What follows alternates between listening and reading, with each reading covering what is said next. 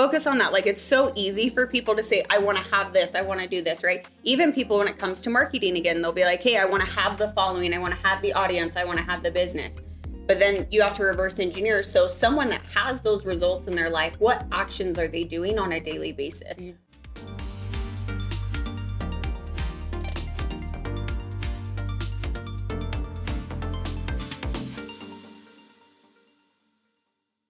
All right, we are back with another episode of Her Xpansion Podcast. You guys, I am just so honored and excited to be here with Minky. She is one of the coolest gals out there. She's a close friend of mine, and she is a adventure soul. So I'm super excited to have her. Minky also owns a marketing agency, and she also owns a company called Valhalla Experiences, where if you want to have a good time, she sets that all up for you in some of the coolest destination in the world. So we're super excited to have her. Welcome. We're so excited to have you. Thank you. I'm happy to be here. She's a mom of 3 as well, you guys. Like, she's got all the experiences, and we can just talk about so many different ways that you've expanded your life and continue to expand your life and the lives you lead. And I know you're so passionate about a lot of the same things that I am, is women getting out there, exploring themselves, self-discovering, learning from each other, connecting, growing. So I'm just honored to have you on the podcast. I'm happy to be here. Thank you. Thank you. So tell me a little bit, let's just go back to your roots for a second, because I know you have so much experience in so many things, which one of the things is horses, which I am so passionate about too.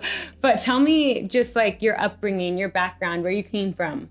So I grew up in Utah, which now I live in Arizona, but you're obviously in Utah here, which is great. Grew up in Draper area. I looked completely different than I do now. I was very, very shy. I actually struggled with a lot of acne, and I was very overweight most of the time in school. And so I got bullied a lot, and I actually came down with an illness when I was 14 and started having suicidal attempts at a very young age because I just felt like I had no friends. I had this illness where I was in bed for 3 months. It was really bad. And with that, what actually pulled me out of it was horses. So that got me into horses at a young age. It was the first time that I actually felt loved in my entire life. And I felt like the animal couldn't lie to me. Like, horses can't lie. Like, when they love you and they connect with you, it was the first time I really trusted that I was lovable, that I had value. And it was the first time I actually had real friends. And I started 4-H and rodeo royalty, which got me into the dresses and the hair and learning to be the girly girl side. And so horses really were a pivotal point in my life in unveiling the woman that I am now and showing me that I do have value because of their authenticity. That is so beautiful. And I think people underestimate the power of the connection and the energy that a horse can give you. Yep. I think so many people have never been on a horse or never had the opportunity to connect to a horse, maybe are scared or have fear of getting on a horse, or they've been told these things, but it's not just about getting on a horse. When you connect to a horse, there's a healing energy. And I always say this, a way to calm down your nervous system is pet therapy. And I don't just mean dogs are an amazing part of that. They're an emotional support, but horses and other animals have healing abilities and healing powers. They are spiritual beings that really can help us understand stuff about ourselves on a unseen level that we wouldn't have known. So I think that's so powerful. It's amazing. And horses up to 10 feet away, they actually try to sync with your heartbeat. Oh, I heard that. So yes. They have this amazing connection. And whether you ride them or just on the ground, they really do have this amazing presence too. It's a ton animal. It's over 1,000-pound animal that's in your space, that there's a mutual level of trust. So powerful. And just depth. And so that's where I've always loved horses. I kept riding horses, and I actually got into horse training and started riding wilder horses, which to me actually helped cope with later things in life with a lot of anxiety, is with businesses, with stress, with teams. When you're running big companies, it's very, very stressful, and you don't take a minute to stop.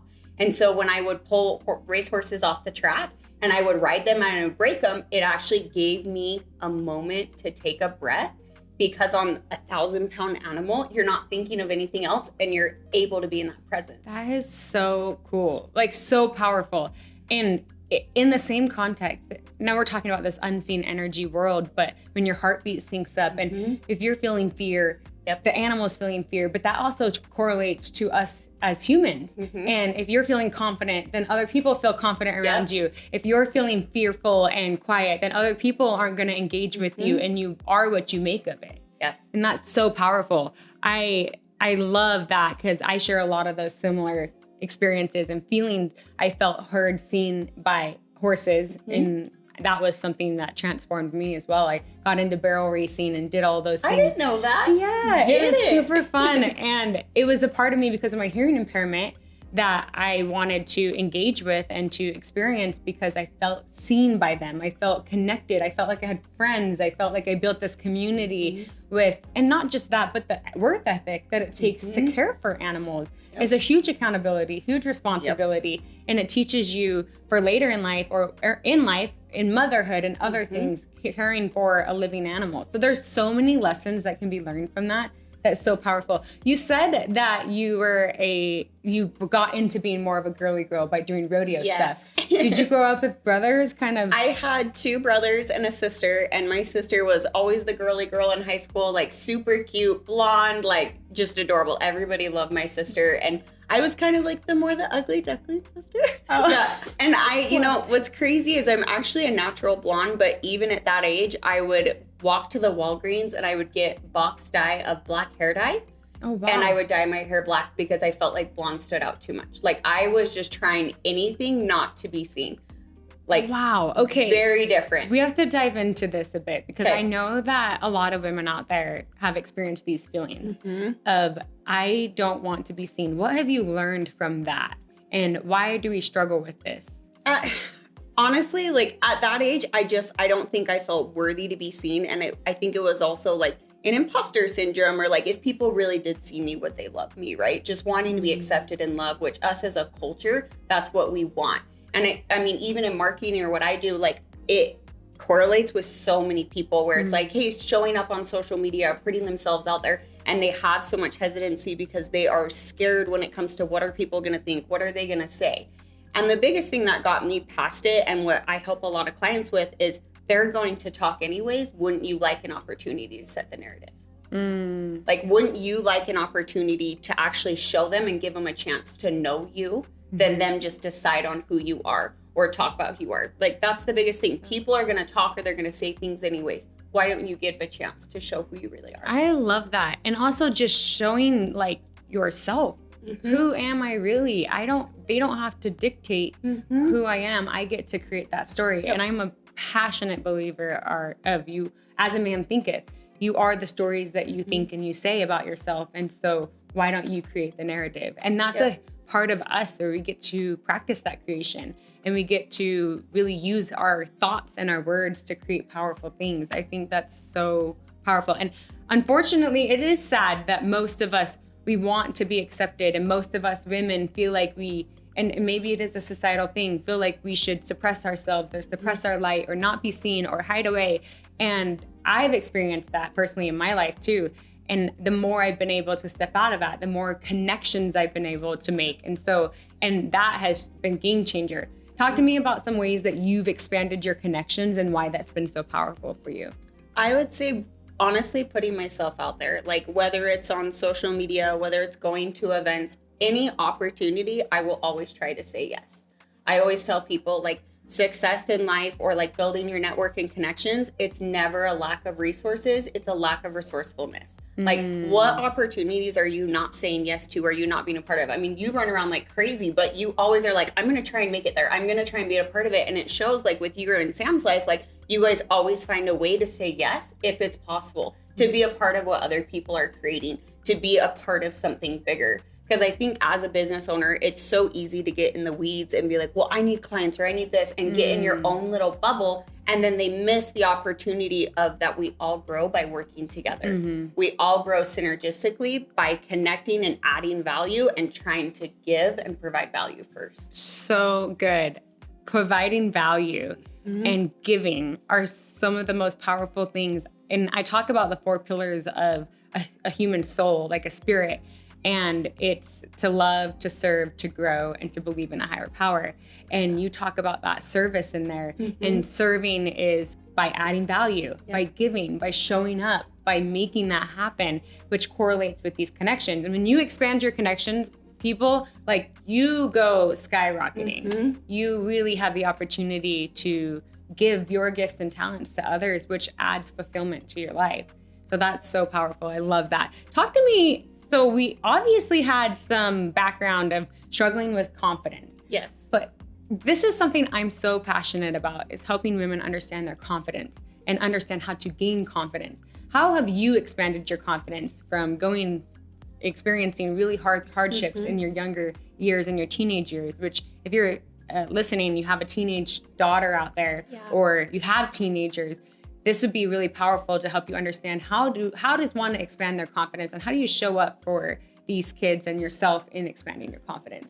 So the biggest thing that helped me is a philosophy of be, do, have.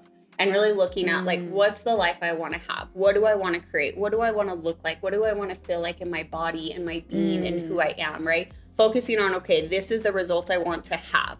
All right, what do I need to do to be able to have those results in my life, and start to reverse engineer the actions of, like, okay, someone that is confident in themselves, how do they show up? How early do they get up in the morning? Do they go to the gym? Do they do these things, right? And then, of course, it goes into the identity of who are you going to be?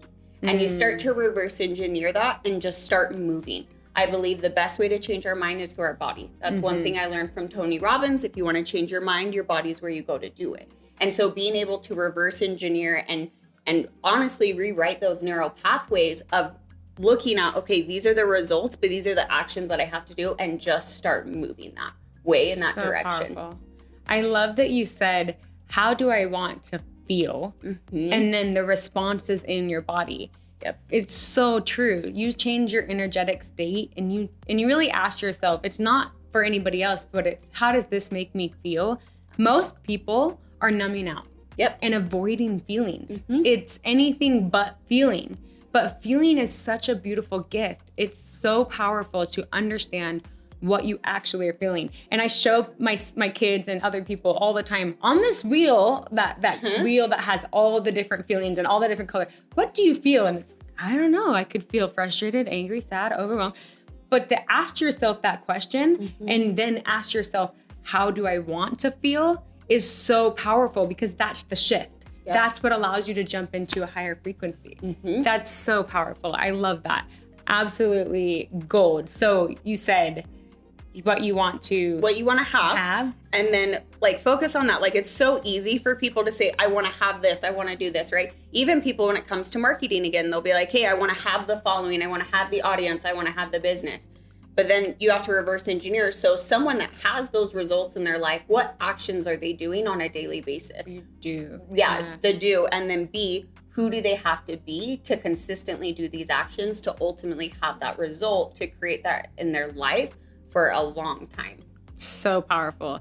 And really, consistency gets overused, overworked, but you can't just do something once or twice and expect the result to change. And I talk about this with your nervous system. Go, I calmed down my nervous system, I did a breath work, or I did and it's, no, you have to build that into your life. You have to consistently do that if that's who you want to become, and if that's how you want to operate, and if you want to operate from a calmer, better state, that's what you have to do. So I love that you mentioned consistency. It really gets overused, but underutilized. Like 100%. The word of consistent. Be consistent, and it's always said, but it's highly underutilized. And I think people forget to pair that with the level of grit and tenacity that you need to stay consistent. Because I think it's super easy to say, oh yeah, do this every single day. But the level of tenacity that has to pair with that, that's the big thing that I, like, someone was even saying the other day to me, they're like, yeah, I feel like anyone could be successful in life if they just unveiled who they were. And when you're talking about that, I'm like, I totally believe that.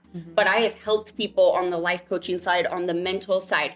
But if they don't pair that with the tenacity, they will never have the result that they're looking for. It's so Because you can think it, you can be it all day long, but then that do of that tenacity, of that consistency of, like, this is what I want, and that conviction of, like, this is the result that I'm going to get, usually has to be paired to truly reach the potential results that people are looking to get. Which is the action base. And I don't know why, but I think as a society, so many people are shying away from action based. Or maybe there's just too many distractions out there. Yeah, we're constantly pulled in a million different directions. What's your take on that? How does one, if you're out there listening, how does one take action or have this opportunity to build confidence by doing the thing when you have all these thoughts inside of you? I want to have that, I want to be that, but where does that action come in? I would say, honestly though, when you say like the internal thoughts, who you're surrounding yourself and what voice you're letting win is huge. That's something that me and my fiance talk about a lot, is he's like, you have two wolves in your mind of what is going on, what's talking, whatever one you feed wins every single time. And so what are you feeding into? Do you have enough discipline that when those negative thoughts creep in to be able to shut it down, right? The level of control, I feel like people that are the most successful in this world and have the best quality of life can control their emotions like you're talking about and can dictate, okay, this is how I'm feeling, but this is how I want to feel. Because as soon as you can control your emotions, you can ultimately control your life and almost the outcome in every single situation. So beautiful. Talk to me, that's all fire. And there's so much that we could dive into there. Talk to me a little bit about how you've expanded this awareness or this consciousness that you've got around understanding your emotions, around understanding how to lead yourself better, how to have the consistent results. Talk to me about how you've expanded that awareness, expanded your confidence or consciousness. So a lot for me is there's been different areas of my life that I felt like I was living for other people, or I was living for what I thought people wanted me to be. Like the perfect marriage, the perfect social media Barbie, or whatever. Like when I got into fitness, that was my first company and I wanted to be the fitness Barbie or whatever it was. But I realized that a lot of it was what I thought other people would love and what other people would accept of me. And about 3 years ago, I actually went away from social media for a whole year. I took like a reset and really asked myself who I wanted to be and who I believed in. And I will tell you, I even told my husband after your birthday party last night, I was like, I just love Dee. And I told him, I said, her adventurous and her heart and just the way that she is so happy, you can tell it's coming from the most genuine place. I'm like, I want to be more like her. And I told him that last night and he's like, baby, I've seen that side of you so many times. Yeah. And what you see in me, I see in you. It's a mirror reflection. It was so sweet. And he's like, honestly, he's like, the thing that you love in Dee is that she is so God-centered. And he was talking to me about that. And he's like, when's the last time that you were like really, really God-centered? Because I haven't seen that in a couple weeks. And like, we had this like touch in and I was like, shoot, I was like, you're right, babe. Like, it's been so crazy, like with the chaos of life. And like, you do get out of habit of sometimes, because like when I'm leading with gratitude and I recognize everything in my life as a blessing, like we did wedding photos yesterday and it completely rained until, with 3 kids trying to do wedding photos, completely rained until we got out there and then it stopped. And recognizing like, oh my gosh, it's such a blessing. Look how beautiful the mountains look with the fresh raindrops, and like just feeling that instead of like, oh my gosh, my hair is going completely flat because it's muggy or whatever it is, right? Feeding the right wolf. And so that was one thing that like, even having him and having someone in my space who's conscious and is also my biggest fan of like bringing that out, that's probably been the biggest pivotal point in my life in the last 3 years. So beautiful. That is so beautiful. And part of that consciousness is being open to receiving this intuition, this feedback, as long as it's what you want to accept into your life. Yeah. Because you can get feedback, like you said, feeding the right wolf. Like you can have other people that help you get conscious, but they help you get conscious about the wrong things. Yeah. And you can have people who help you get conscious about the right things, like your fiance. And that's so beautiful that he is recognizing those gifts. And I love the mirror reflection, because anyone we connect with, it's because they have a part of us. Like we're on the same frequency or same level in some way or another. There's a part of us that we see in them. And that's why we connect, we relate, we feel. And that's so powerful, because we're here to serve, we're here to connect. We're here to love and to feel and give and receive love. But a huge part of that too is you have to have belief in a higher power. Yep. You have to have belief in something bigger than you. And I love that you share that with me, because that is something that I have developed for so long. And the world has always told you, it's you, it's within you, you have it all. And yes, like a lot of that is true. It is within you. but you also have to believe and have faith in something greater than you. And I've learned that part of me, that God-centered part of me, is so crucial to how I show up in the world and how I'm able to give, because it's something that's bigger than me. Yep. And so I love that you share that with me. And I love that that's what we share in common. It's so powerful. And the awareness of that, it's just understanding, oh, wow. Yeah, we do want to believe in something bigger. We do have to have that pillar. Yep. It's huge. Talk to me a little bit about expanding your community. You've grown several communities over the years. You've hosted many events. Yep. You have been, just a rock star. If you guys knew Minky and just how dialed she is and her creative and how we recently, we're hosting an event together, and we recently put together a website for it, and it was all Minky. Creative ideas, color schemes, all the things. She just was able to come up with. I was amazed. I was absolutely amazed. And you had the creative, the vision, the details, let's put all of this together. Let's make it look like this. And I was so inspired by that. So talk to us a little bit about expanding your community, why that's so important. And then let's jump into this marketing side of things and where that passion came from. Absolutely. So my community and starting to build that started out with my first company. So started out at 17 years old, graduated high school, got my personal training certification, started my first company at 20 in personal training, did really well with that. And the reason that I did well is I got into fitness modeling, which then got me into social media and marketing. And so I started to grow an online community, and gosh, this was over a decade ago. So it was a lot easier to grow a following then. But that was a huge moment for me. And the first opportunity that I actually brought people together was through fitness. Then it branched into building an actual marketing and branding agency, being able to duplicate the results that I got in my personal training business into other service-based businesses. So then we did events every 6 to 8 weeks for 7 years in Utah, Las Vegas, Arizona. So I did that for a long time, spoke for a long time there, and that was really cool. And it's been cool to see the fitness community that also then converted over to the branding and marketing side. And then that converted into what I do now. It's been really cool to see the community because, like you said, I think the community is less niche to I think in my mind back in the day, I was well, these are fitness community. Well, this is business owners. Well, this is this. But like you said, they connected with me from some part of me, whether that was business or not. They're synergistic across the board. And so building a community, I will be honest, has propelled me throughout my entire life. Like I said, I walked away from everything for a year after my divorce, and I just wanted a reset and a break. And it's extremely humbling to say that when I started another marketing and branding agency a year later, that first year I did over 6 figures. And the only reason that was possible is because I had built the community and I had already built my network and my audience. And so I do know that even on a career, more business side, no matter where I go, what I do, I will always be successful because I have the network and I have the eyes. Because it's usually not that you're not enough or you don't have the skill set or the passion to give. When people start businesses, it's you don't have enough eyes on your company. You don't have enough people. I truly believe with every company I own, if more people knew about it, more people would come. I know I have something special here, right? So with that, confidence. Boom. So with that, it's been amazing to see though, that it's it really has been the reason I've been successful at every single stage of my life. And this is coming from a girl who lived in her car at 18. And so I was homeless at 18 and I've been able to continuously be successful in every venture that I do because I believe that it is God-centered. I believe it's coming from the right place and I have a community. And so I'm able to share that with more people. I'm able to tap into adding more value to people, which and then in return helps every company that I've ever done or be a part of be more successful. Wow, that is so beautiful.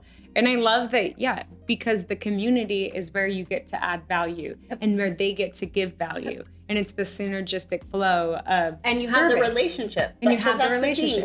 I know anything you're doing, I want to be a part of. Right? It's a relationship with you. And so where I built a community of genuine relationships, I like to tell people, I want to be the ultimate connector. I want to be that you could text Minky at any time and say, hey, who do you recommend for this? And I'm the first one to send you an amazing referral of people that I know. And I probably send out at least 5 referrals a day to people. Like people ask me for something like, oh, I know someone.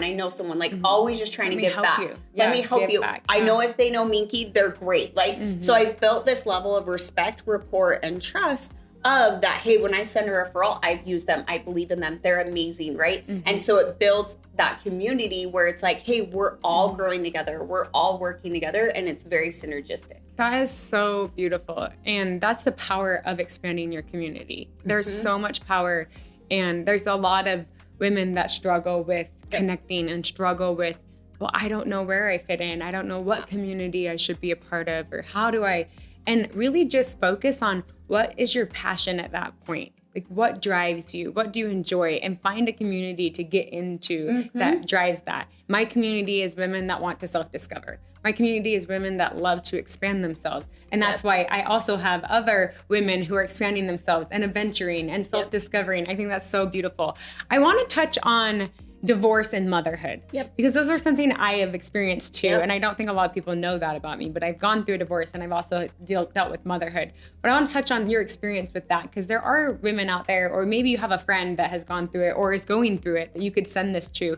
Talk to me about, how did you find yourself after being married and attached to an identity, or in a relationship where that is a part of your identity because you sync up, you connect with that person. How do you find yourself after a breakup or after a divorce? Well, and we had been doing events for 7 years together. We had spoke on stages all around the world. Like, we were very much in the public figure space of being a couple that people associate together. So when you say co-branded, 1,000,000%, like, that was big. And again, at that era of my life, I was more worried of what people will think. Like, they see us on stage together, they see us running businesses. And I think in my mind, like, it wasn't a healthy marriage. We're obviously not together for a reason. That being said, I think in my mind, because we weren't marriage coaching or anything, I'm like, it's fine, right?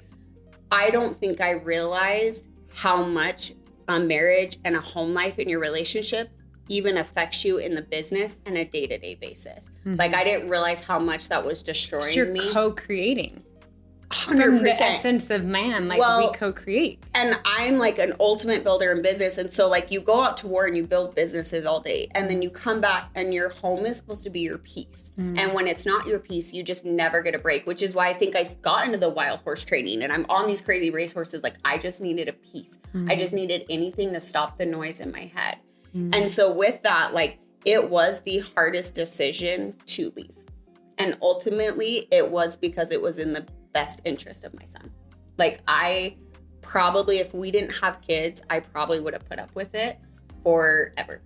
So how did you find yourself after that? Because that kind of heartbreak is devastating. And I honestly, it's a grief. It's a loss. When you go through a divorce or you go through a breakup, you lost something and you're 100%. Grieving. And I think grief is just this love that you can no longer give. So it's like, what do you do with it? How do you internalize it? And how do you find yourself? I think for me, like I said, I took a whole year off.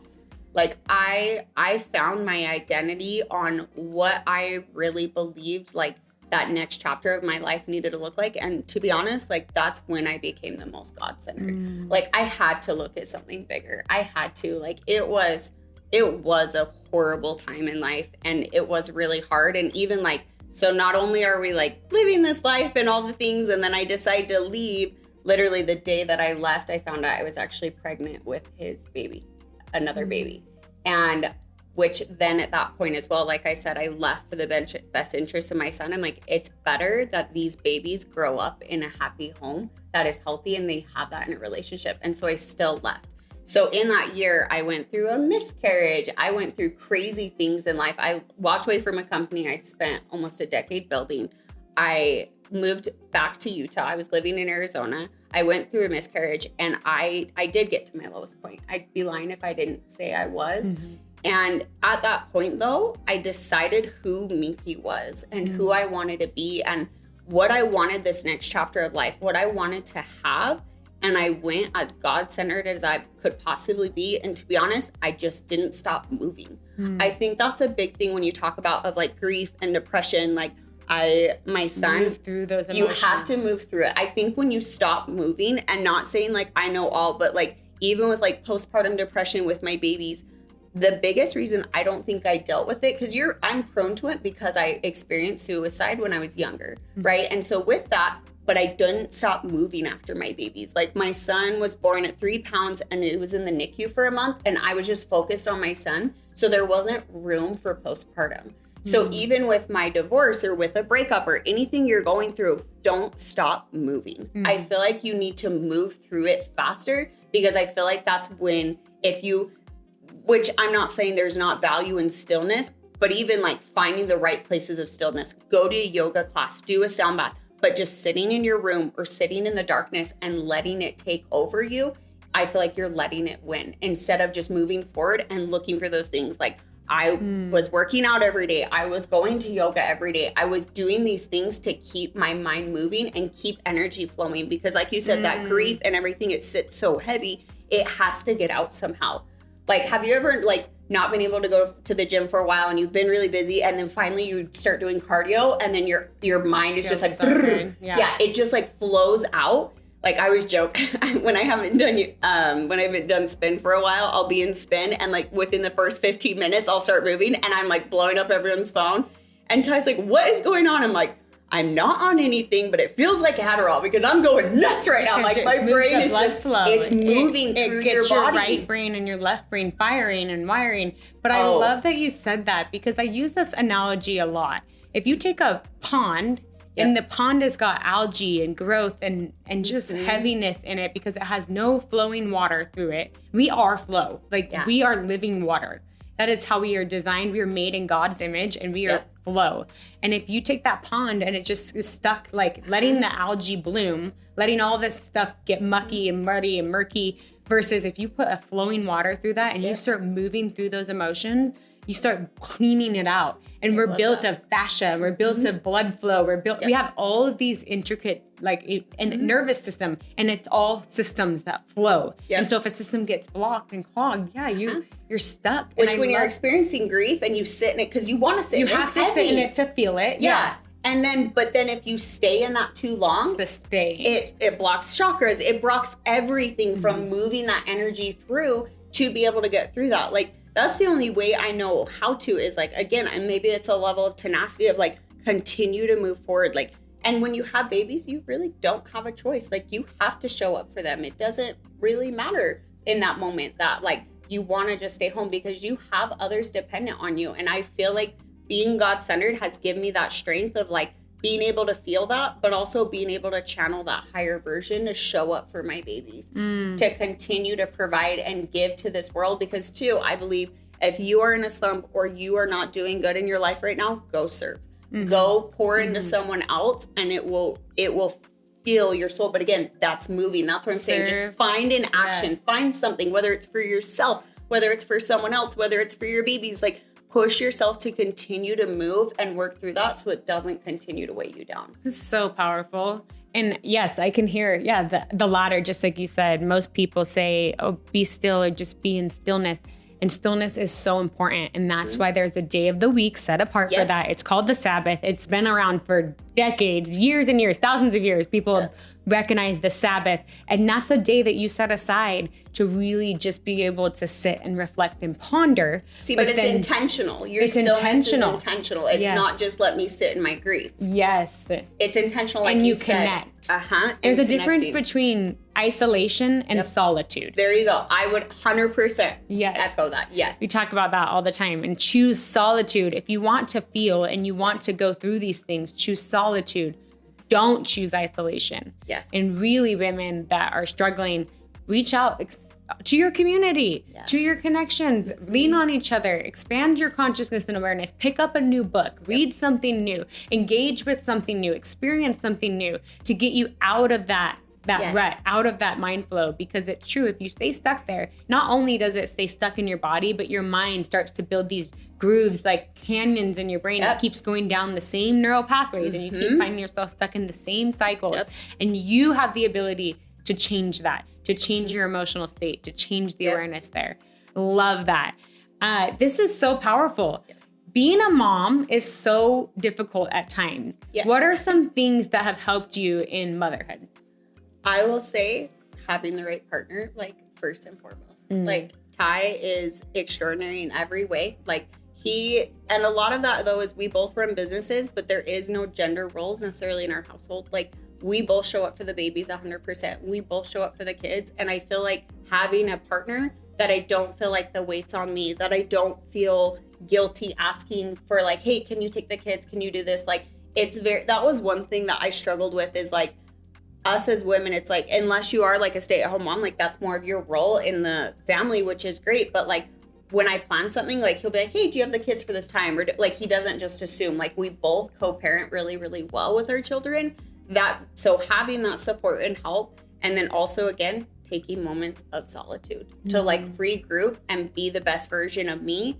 Because you take a lot from your day. And that's one thing that like, my babies are young. Like I have 2 4-year-olds and an 11-month-old. I am learning every day. And I feel like they make me better humans. Like my sweet 4-year-old, he is my pride and joy, my little boy. He's been through everything with me.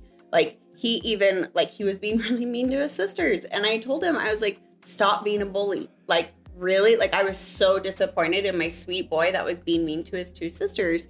And he told my mom the next day, he's like, my mommy's so mean to me. I was like, what?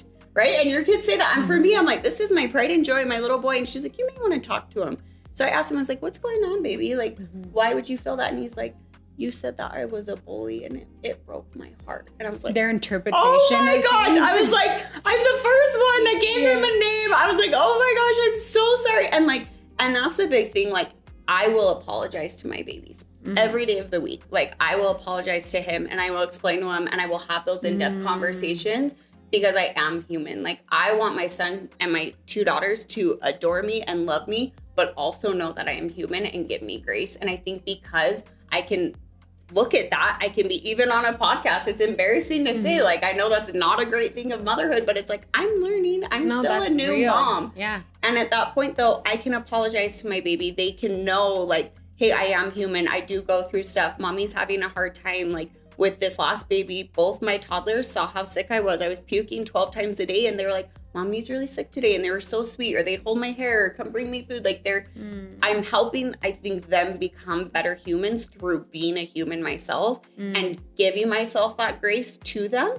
And so I think that's been the biggest thing. Like, I know that was kind of a tangent, but with motherhood, like being, I think, just very aware, but also like, I don't honestly, like, I'm probably harder on myself with business knowledge than I am motherhood. Like, I feel like I'm so out of my element with motherhood and I absolutely love it. I've even told you, I'm like, I need some mother tips. Like, I'm not afraid to say it. But I love being a mom. And I think having that relationship and that friendship and still the structure for my babies, but letting them know that there's that safety there. I love that vulnerability, but I also love that you say you're the first to apologize. I think forgiveness is so underestimated, and an apology and moving through, that's part of moving through, is you're not letting those things get to you, and you're asking for forgiveness and you're seeking forgiveness and you're asking for apologies, even in young children. And I think so many people think they might not understand. No, they do. They're a human spirit just like us, going through and this life. And they interpret it so differently. Because they don't have all of the puzzle pieces. Yes. And so I love that you said that, giving grace, having this apology mentality and this forgiveness, and allowing yourself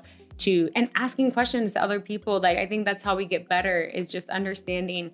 And again, feeding the right wolf, asking the right person. You don't want to ask somebody who you know is going to give you bad advice. Ask someone who you can tell energetically has good intention. And you look up to that part of their life. Like, are they emulating the advice that you want? Yes, 100%. Because that's huge. Because their advice is going to get you the same result that they have in their life. So are they leading themselves? Do they take care of themselves? How do they carry themselves? Are they genuine? Do they have real love and connections with people? And I love that. I think that's so powerful. Minky, this has been so fun. I just have really appreciated your openness and your vulnerability. And obviously you guys can tell we could go off probably for hours. Yes, this is why we're doing a whole weekend together. Yes, and we do. We have a weekend coming up in end of August, first part of September. We are doing a Her Xpansion collabed with Valhalla Experiences retreat, and it's called Sun-Kissed Souls, where we literally will be experiencing self-discovery, adventuring, connecting with you, expanding your community, expanding your confidence, growing your consciousness, and really talking about God-centered, heart-centered, just women doing things that have built them and bring them value and able to serve each other through this event. So we're really excited about it. I am so excited about it. And the biggest thing too is I love, like, we have the private chef, we have the support staff, we have so many amazing team there that's just there to serve the women so that they can come and they can Connect.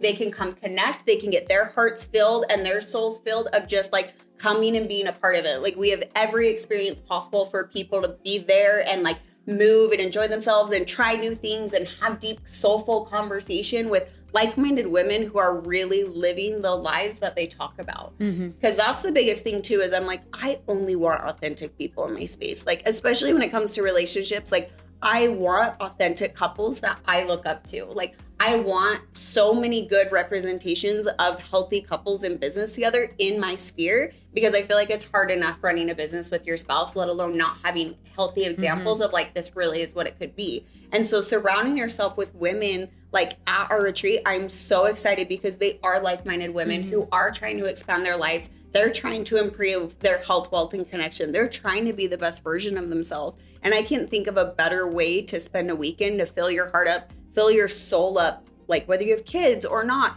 than being there and getting just to be like poured into and have that like time to reflect. Like, I would tell every woman there, take time for solitude, take time for your own being, take time for intentional those growth. Yes. We want to love, grow, Yes. serve, and believe in a higher power. And we're going to be doing all of that Yes. in that weekend. Well, and I couldn't think of a better person. I have to give you the ultimate kudos. Like, when I reached out to her, because we do experiences, like we've done them and they've been amazing. And with doing a women's one, my biggest thing is I like to create stuff with people. And so I told Ty, I was like, well, we're not doing it together because it's a women's event. But I'm like, I like to co-create things. I feel like, especially as women, we seek for community and to grow together. And I was like, who would I want to do an experience like this? And you were the first person that came to my mind, and we weren't even that close yet. And I reached out to him like, I just need to talk to you. Like, I have, again, been so intentional with being God-centered. And I am like, I need to reach out to Dee. I need to reach out to Dee. And it was amazing that you're like, I love this. This is like such a vision that we created together. And being able to hold that space, because I love the business, the transformation, the self-growth side, 100%. Like, even the more adventurous side and like the solitude and like the healing and like taking time to pause, like that is you through and through. And I love that. Like, I love the presence that you bring. I feel like everyone needs that in your life. That's, again, what I was telling Ty last night, is I'm like, I want to be more like her, and her groundness and her soul is just so still and just calm. And I love that about you. So I think any woman coming that gets to be in your space and learn from you and get to heal and like learn the amazing things you've gone through in life, like that's an opportunity of a lifetime. So beautiful. Thank you so much. This was such a fun podcast, jamming on real, raw, authentic conversation with all the ways that you're expanding yourself and continue to expand yourself. With that, I want to leave you guys with one more golden nugget. Tell us one thing that we can take away from today from you. So I'd probably say the biggest thing is what I live my life by, and that's to know them is to love them. That's a quote I learned when I was young, and whether that's talking about yourself, whether that's talking about your babies or people in your life, or maybe people you're struggling with, is to know them is to love them. It's so beautiful. And so that's the biggest thing that I try to spread to people, is more love and having more love and understanding in your soul, so that we can all accept each other and build that community that is centered around understanding to ultimately be able to love people deeper. That is so beautiful. You guys heard it. Get out there and share this with somebody that you felt maybe could resonate with any of the things that were shared today, or be able to relate with that. And with that, continue to expand your life and the lives you lead. So grateful. Thank you, Minky. Until next time.